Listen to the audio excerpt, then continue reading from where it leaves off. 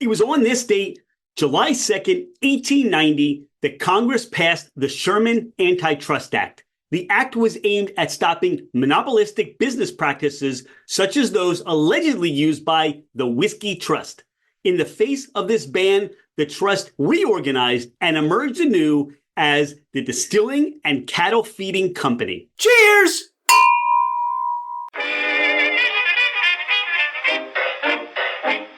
Hello, ladies and gentlemen, craft spirit enthusiasts, and those interested in the intoxicating world of craft distilleries, cideries, meaderies, wineries, and the occasional foray into breweries. It's Rich Shane, and welcome to Fermented Adventure, the podcast, where we bring you the fascinating people that are making the mash, fermenting, distilling, bottling, pouring, and delivering to you some of the finest libations in the world. Before we get started, here are a few housekeeping items. Thank you for bringing the podcast into wherever you are and whatever you're doing. We truly are grateful that you have chosen to listen and make us part of your day. It would mean the world to us if you left a 5-star review. This helps us climb in the rankings, and it makes it easier for others to find us. Don't hesitate to leave us your comments as well. If the podcast didn't meet your expectations, tell us why. We're always striving to improve. You can find us at fermentedadventure.com. We are on Instagram and Facebook as Fermented Adventure. Email us at fermentedadventure@gmail.com. All right, FA Nation, let's meet our guest. He's Steve Luttmann. I'm Rich Shane. This is Fermented Adventure, the podcast. Steve, welcome to the podcast. Thank you, Rich. Great to be on. Appreciate it. All right. I am over. You can see the amount of excitement I have. We met at Bar Convent, Brooklyn, just a couple of weeks ago. We're going to speak about Hercules Mulligan. And this story, to me, I haven't heard it yet. I can't wait to hear about it. How did Hercules Mulligan get started? Yeah, it's a fun one. I'm a history buff like a lot of us. I was reading Ron Chernow's Hamilton back in 2015, just like Lin-Manuel Miranda, the same timing as him. And then I came across this character in the book, a real live person named Hercules Mulligan. And, it gave me pause of like, who is this guy? Never heard of him. And then someone gave me an out of print 1937 biography about him here at the New York Historical Society Library. And I read that book, and that's where I discovered the story of Hercules Mulligan. And I was like, that's a cool story, and there's a good beverage in there. So that's where the libation came about. Talk about that progression. You have a name, you learn a story. Was it your first mindset, the idea in your mind to say, wait, we can create a libation out of this? I'm from the industry, and I was just kind of like, well, that's really cool. So basically, Hercules Mulligan was a Irish immigrant to Manhattan, came in 1746 at the age of 6, became later fast friends with Alexander Hamilton when he came to New York. They both went to King's College, the predecessor of Columbia University. Hercules Mulligan was a member, the original start of the Revolution. And he was a tailor. And he had a tailor shop in Lower Manhattan on 23 Queen Street, which is now Pearl Street. It was when the British occupied the island, remember British headquarters was in New York City. Their headquarters was a block from Hercules Mulligan's tailor shop. He was very gregarious, very outgoing. And the officers would hang out there, get fitted. It was kind of like a men's club. He would entertain them, and he would serve them drinks. And, rum was the drink of the day. The blockade happened, so people couldn't get rum, so they started creating rye. They would mix rum and rye to kind of stretch their rum because that was the preferred beverage, and that's what Hercules would serve them, rum and rye. The twist was he was a spy. He was the lead spy for General Washington and Alexander Hamilton in New York City. Saved Washington's life twice that we know of. Saved the army from decimation once. So it was a key spy for winning the war. The unknown hero. And, I just said, I think I could create something here. I am just getting goosebumps and chills hearing about this story. And it always brings me back to this idea of we learn so much through our educational system. But this person, this gentleman, Hercules Mulligan, gets missed. had you not learned about Alexander Hamilton or maybe seen the Broadway smash hit Hamilton, it still could be another footnote in life that you may not know about. But this spawned more for you than just, we want to start a spirits company. We want to start a spirits brand. And I wonder how many of these other stories are just lost by our lack of ability to be introduced. I remember that there was that series that came out, George Washington Spies, Right. and very captivating, very entertaining to understand how this ring of spies helped, as you talked about with Hercules Mulligan, to win the Revolutionary War. But I don't remember, maybe it was based on his character, but not based on his name. You in that biography that you read, you talked briefly about the rum, the rye.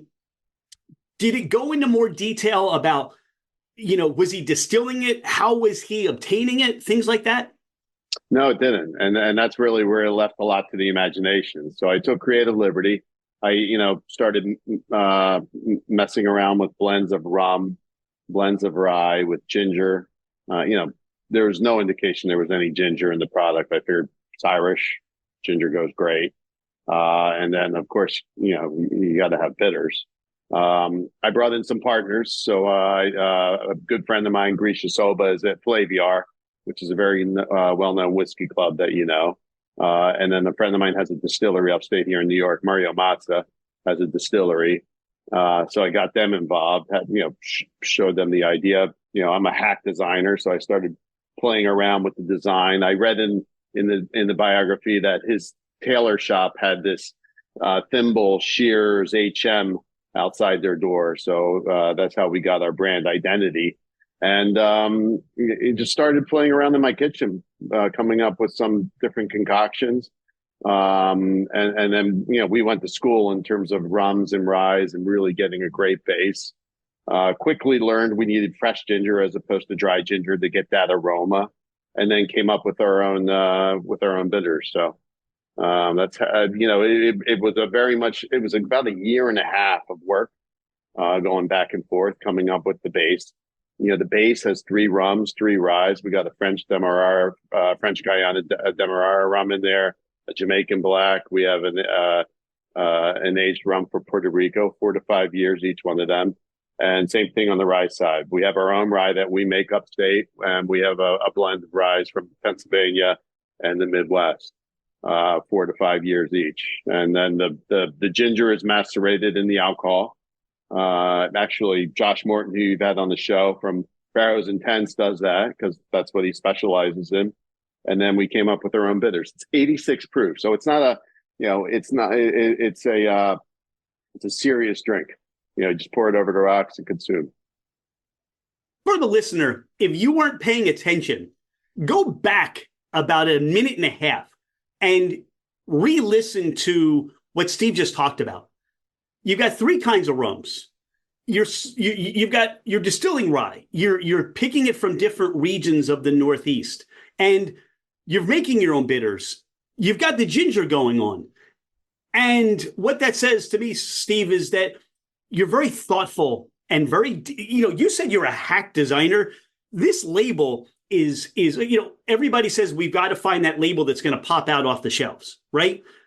This label to me creates a curiosity note right away to say, what is that? Because that's unlike any label you're going to find on the shelf, I believe, today.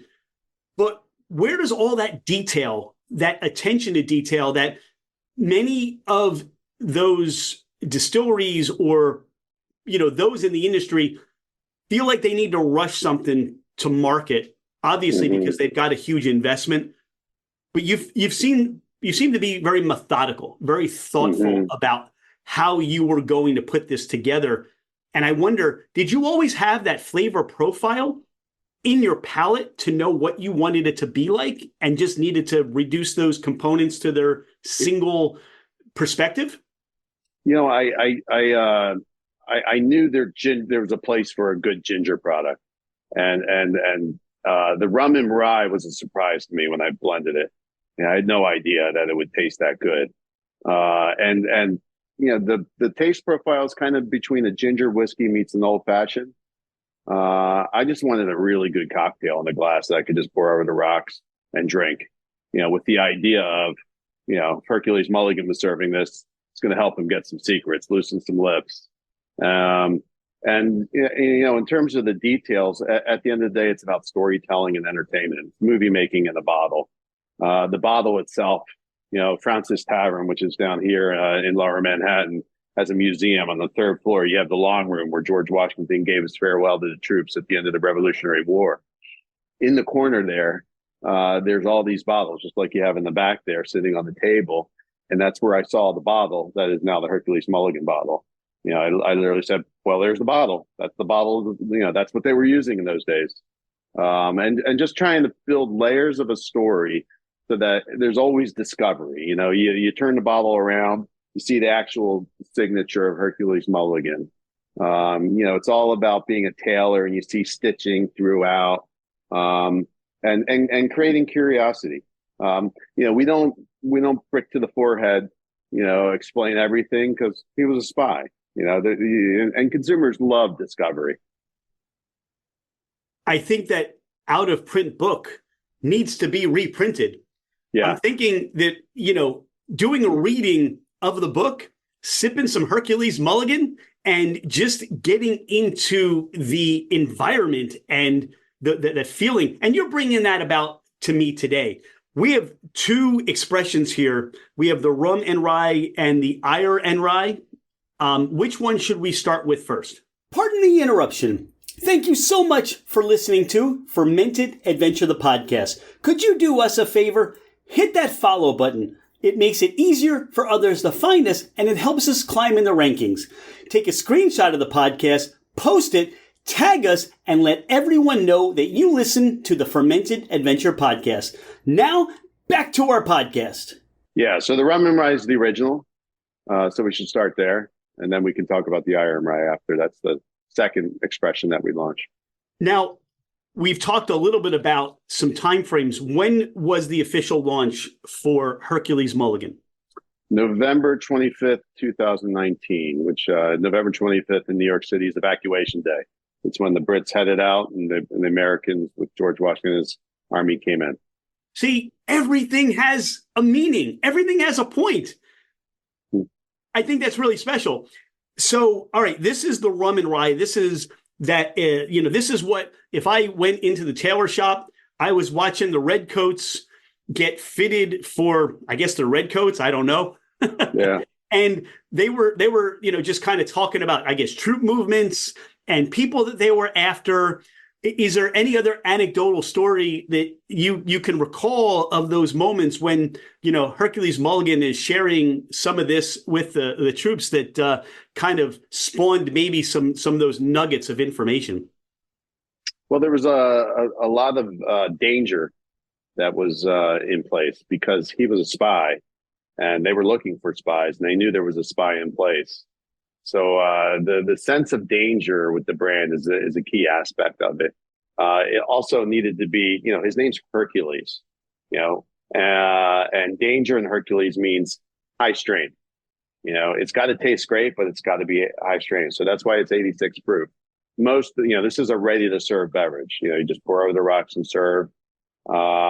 Most ready to serve, ready to drink beverages are low alcohol. Because this is Hercules, and it's dangerous, we went high proof. I want to mention right now that this segment of the podcast is brought to you by Scott's Mini Woodshop, who has provided Fermented Adventure with their brand new Glencairn. This is just a very special time to share this with you. This is our first time, Steve. So thanks, Scott Wishart of Scott's Mini Woodshop, for providing the Glencairn. What provides me with the opportunity right now is this nose is just so wonderful. It's herbaceous. It's citrus. It's you get the grain in the nose. You get the rye component. There are so many layers to this, and I can only imagine you and your partners sitting around and developing this, and all the iterations you've gone through to get to this point. How was it that you said, "All right, three rums, a number of ryes. How did you dial that in to say that's exactly what it was versus saying, one rum and one rye? It was a long weekend. I mean, basically, my partners, Grisha, Mario, and myself, up in Westfield, New York, at our distillery, and we just kept playing around and blending until we got what's right. And it was just trial and error. We had a bunch of ryes, a bunch of rums that we got. Grisha himself has a very sophisticated palate, being the founder of Flaviar. He really has an excellent tongue and nose. Mario being a scientist, being a winemaker, a brewer, a distiller, couldn't have more talent. I just wanted something that tasted great. I'll tell you, the secret on the rum side was getting in the French Guyana Demerara rum. That's really what brought it together. That combination with the Jamaican black and the Puerto Rican aged, and then the ryes, just doing ryes that do different things in terms of their flavor profile and their how do they augment the rum. While at Bar Convent, we sample so many things. What's pleasurable for me is to now have this singular expression to try, because my palate is fresh. Yeah. And I can really hone in on a lot of the nuances of this. Yeah. What blows me away, and I go back to how many times people are just this is two things. One, obviously, it's a ready to enjoy spirit, but it's its own unique spirit blended in a bottle. You have two things going on here. You could also, and you can tell me if I'm wrong, you could start to add some things to this, and it could be a base for, let's say, I would even say a tiki drink. Yeah. Because I can add some fruits to this. The 86 proof really helps it to stand out so it doesn't get lost in that cocktail. So you're not only just having this, hey, I can open this, put it over ice, I can sip it neat like I am. You can make a cocktail out of this and have so many different versions of what Hercules Mulligan is providing. Oh yeah, from the simple to the complex. I mean, it makes a great hot toddy, does great in coffee, performs really well with tonic water. I mean, my favorite usage is tonic. And then you can make a mule out of it, but then you can get crazy with it. I mean, my friend Brendan Bartley down at Bathtub Gin has a drink on the menu there, and it's pretty sophisticated, wild stuff. About 7-8 different ingredients, and Hercules gives it a great base to work off of. I keep getting, after I go through, it's sweet, but it's complex in the sweetness. Mm-hmm.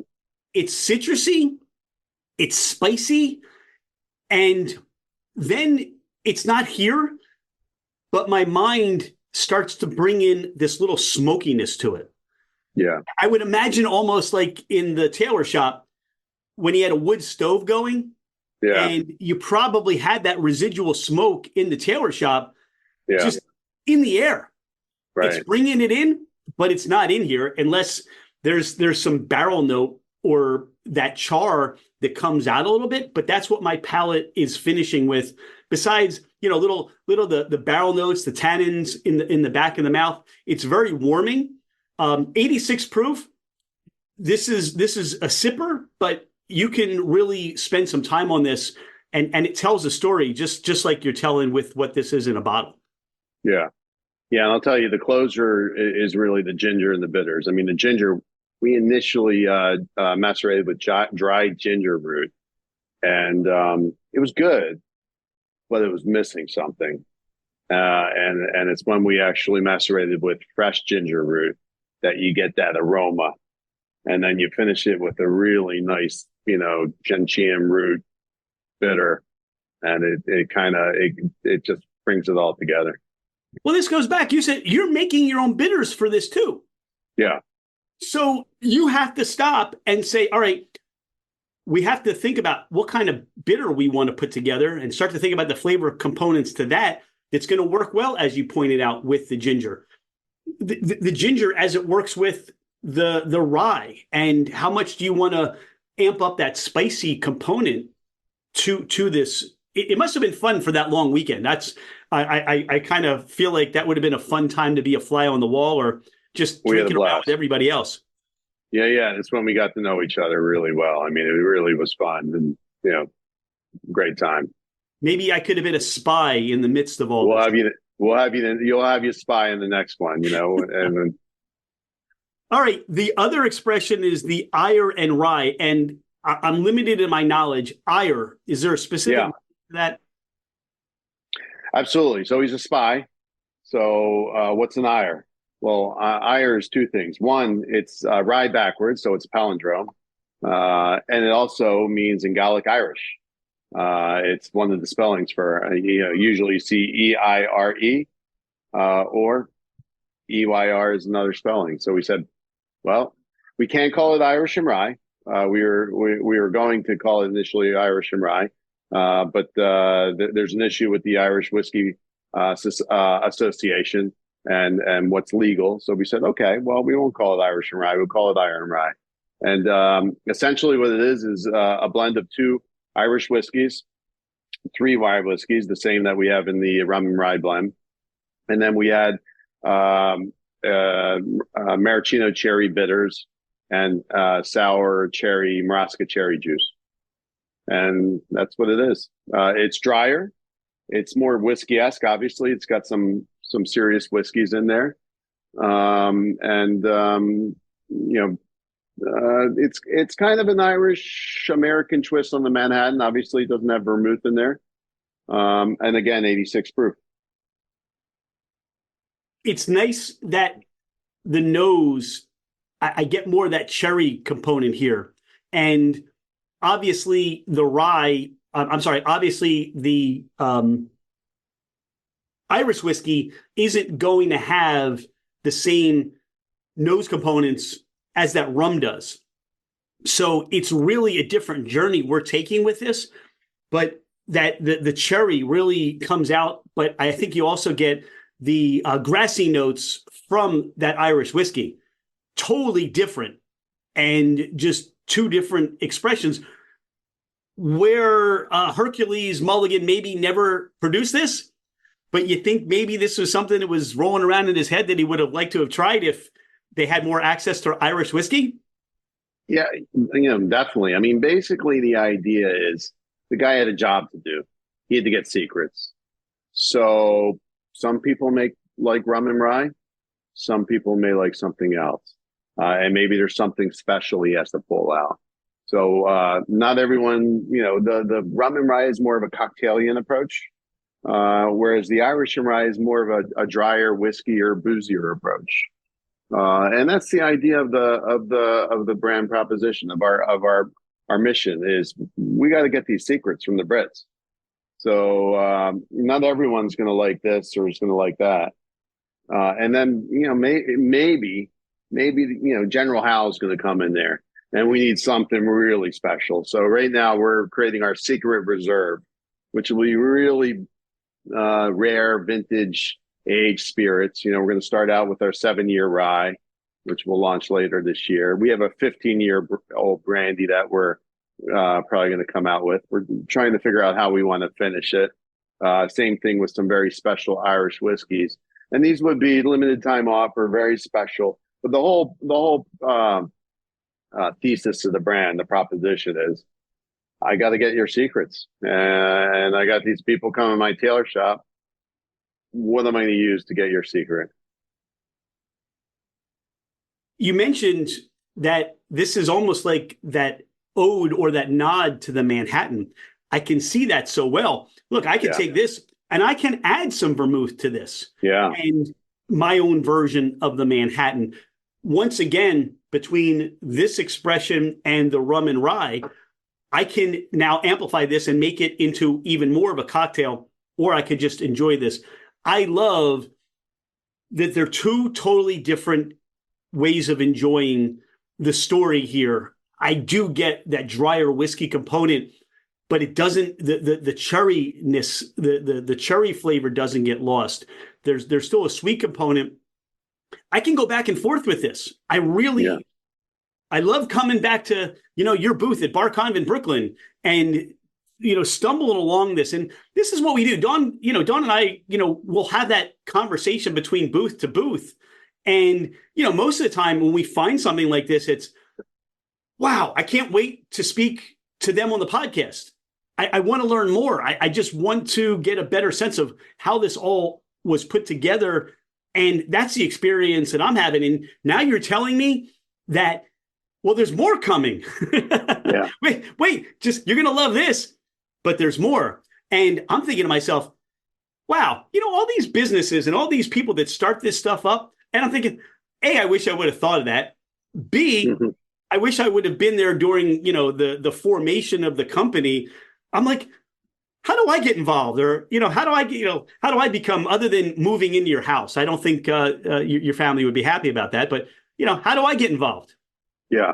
Well, the interesting thing about this brand is when we launched it, we initially launched it online only. We were all locked up. It was the middle of the pandemic. We didn't see any point in selling in liquor stores. We sold it online only. We sold it online only through Flaviar, which was our partner, and it did really well. We were able to get some feedback in terms of the product formulation, so we did make some adjustments based on what we heard from the consumers. And then when we realized, this thing's ready for time to launch in the East Coast first, and this is a capital intense business. You need salespeople, you need marketing. You need programming for your distributors. So we raised money, but we raised money from our consumers. And since then, it's a community-driven, community-owned brand where you can own a piece of Hercules Mulligan. So we right now have online a crowdfunding campaign where someone, all they need is $100. $100 will buy 39 shares at $2.60, and you can own a piece of Herc. Although I'm sure you prefer more than just $100. Yeah. I mean, our average investment is actually about $1,000. Our average investor. Some people have invested as high as $5,000 or $10,000. Some people as low as $100. We don't care. At the end of the day, we want to get people involved. And the nice thing is, with a lot of people in our community, is they become involved. We have people in Colorado or Arizona or California that actually go out and present the brand to customers. It's great for word of mouth. And it's great social currency. It's like, yeah, I own this liquor brand. It's like being a part owner of the Green Bay Packers or something. And exactly. Now I get to voice my opinion about trades and player performance and stuff like that because I own a piece of that. Now, I'm trying to imagine the whole shareholders meeting. Yeah. Where everybody's sitting around and kind of talking about, product development or what they love and their stories of enjoying. Now we're in Pennsylvania. Will our listeners find Hercules Mulligan in Pennsylvania? Yeah. So we are in the PLCB liquor stores, in the state stores. You can get it there. You can also you can buy the product right off our website. We'll have it delivered. And a few other retail accounts, like if you're familiar with PA Libation at the Reading Terminal, or if you're in Pittsburgh at Shady Side, wonderful Pennsylvania only store, and we're prominently featured there. You have such just an experience, a grasp in the spirits world. How did that develop for you? What were your stories of your first drink, or what you gravitated towards, or your education to where you are today? Yeah, so I grew up as a foodie. I grew up in a food company called Unilever. I lived in Europe, US, Latin America, and Brazil. And then in 2005, well, before that, in early 2000s, I went to work for Diageo and then Moet Hennessy. And that's where I really got my wine and spirits bug. I was in marketing. And then in 2005, I said, I can do this. I was developing brands, innovations like 10K Rum or Navon from Grand Marnier, and working on, great spirits. And I realized, I could do it, and saw a niche in the market for a Brazilian spirit called the cachaça. And I developed a brand called Leblanc, created a brand called Leblanc, and built a distillery in Brazil with a French cognac maker. And we launched Leblanc well, at the time it was about 44 countries, and did that for 12 years and sold that brand to Bacardi. So that's really what got me into it. I love cachaça, and that was a great journey. And then since then, I've been helping people develop their own brands, just helping various brands find their way. And then that allows me to do my passion, which is, the Hercules Mulligan. What was, you mentioned cachaça. Mm-hmm. What was like that first, was it whiskey? Was it vodka? Was it rum? What was that first introduction to the spirits world that you said, I like this. This is good. I like to learn more about this. Or was it, for me and like many people, drinking gin and having bad gin moments in college and deciding that we're never going to touch the stuff until now where we've got these wonderful new American make gins. What was it from that inception for you? Yeah. So my entry point first was beer and craft beer. And then I got heavy into wine and was working on some great wines. And then, like a lot of spirits people, I came in through the wine lens. My first entry point was tequila, and discovering 100% agave tequila, which is like, why is there misto? When I discovered that, I was like, why would you take tequila and just put only 51% in, and why would you do that? And then I had a margarita with Grand Marnier instead of triple sec. And that's really what I realized, that the well was a disaster, and that there's just like in wine and craft beer, there's a journey, and you just discover great, Hefeweizen beer changed my whole world when it came to beer. When it came to wine, I was Chianti and really getting into the super Tuscans with Antinori, and that Grand Margarita with Grand Marnier and 100% agave tequila is what did it. And then the cachaça thing was when I was in Brazil. I lived there and I had a caipirinha, and it was the same thing. Cachaça is a fresh cane juice. It's almost like a rum, but it's not made with molasses. Great nose. And then I fell in love with the caipirinha, which is kind of like a muddled riff off of a margarita made with cachaça. And then I had a cachaça, what they call an alambique made artisanal cachaça, as opposed to the more column distilled industrial cachaça. And I'm like, okay, this is interesting. This is just like that margarita, and the world hasn't discovered this yet. And that's how I went in, head first into the pool. Your experience and the journey, to me, what you've done and what you continue to create has all led to Hercules Mulligan today. It's if you hadn't done this and discovered these flavors, these spirits, Hercules Mulligan may not have been the same way on your radar to do this.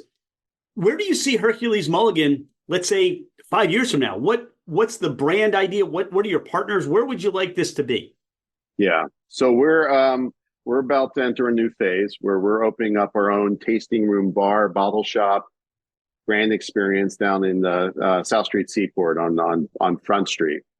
Literally, my lease starts on Monday. It's an old historical venue on the cobblestone street. And it's literally, if you know South Street Seaport, right by the Tin Building and Brooklyn Bridge, it's a high traffic area, people from all over the world.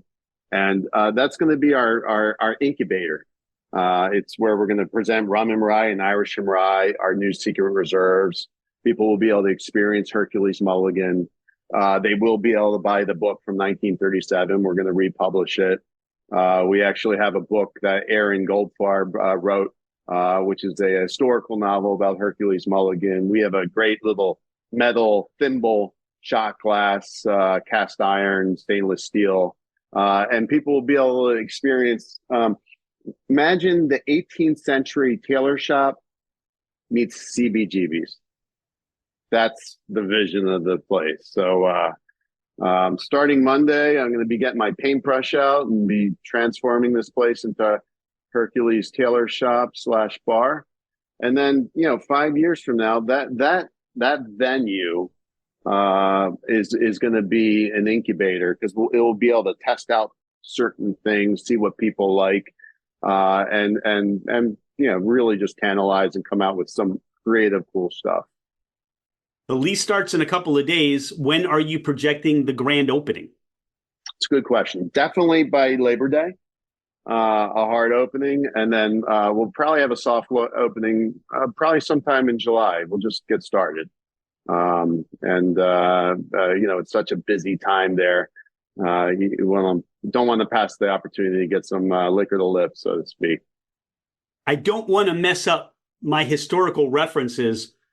Would you now be considered the second distillery in Manhattan following Great Jones? Well, so it's a tasting room, so we're not going to actually be making there. So this is an extension of our distillery upstate. So we wouldn't be. We would be, though. I wonder if we're the second tasting room, because I can't think of another tasting room in Manhattan other than Great Jones, That's what I'm saying. My reference point is, I can't think of one. Real estate's expensive, and your location is, you mentioned it. Look, walk across the Brooklyn Bridge, you're there. Mm-hmm. Take, many taxis, the waterway taxis, you're there. Everybody knows where South Street Seaport, the area you are, and there's a lot to do. Yeah. Where you are, that location's key. And I'm just envisioning that building taking me back. And like I said, I'm going to sit down. I'm going to start thumbing through the book, maybe reading a couple stories, just sipping, enjoying, being immersed in what you're creating. Steve, is there anything we haven't talked about regarding you or the Hercules Mulligan brand that you want more people to know about? Listen, I just encourage everyone to give it a taste, see what you think. Try the rum and rye, try the iron rye. I always find that there's kind of a debate about which one people like more. I always love hearing the stories of which people prefer and how they're drinking it. And then, if you guys are interested in getting involved with the brand, we're community built. We have a Discord channel for all our partners. It's a very vibrant Discord channel where people share their ideas and thoughts and ideas. We love the evangelism of our community. So everyone's invited. I think from my experience, I love both your children. I think there are times when I prefer one over the other, but I would certainly say that if you're building and you have built a home bar, if you're just getting into the spirits world, it's for the novice. It's for those that have tons of experience, because you're going to taste things and enjoy things in a way like you've never had them before. And you now don't have to go to an expensive cocktail bar. You don't have to create these drinks at home on your own. These are just exceptional spirits. And thank you for your team and everybody that's putting the Hercules Mulligan brand, as you said, from bottle to lips. And I can't wait to experience what more that Hercules Mulligan is doing. I'm going to check in with Dawn, tell her we're scrapping our Labor Day plans. We'll be in Manhattan for Labor Day, and we'll hopefully get to see you sometime around there. Steve, thank you so much for your time. We're grateful that you're a friend of Fermented Adventure, and really can't wait to share some of those secrets that George Washington used down the road. I enjoyed it, and we'll have a bar stool reserved for you, Rich. 2 of them for you and Dawn. She sits, I stand. So, yeah, if you only have one left, that's okay, too. Yeah. Be exciting. Yeah. Cheers, Steve. Thank you very much. Thank you, Rich.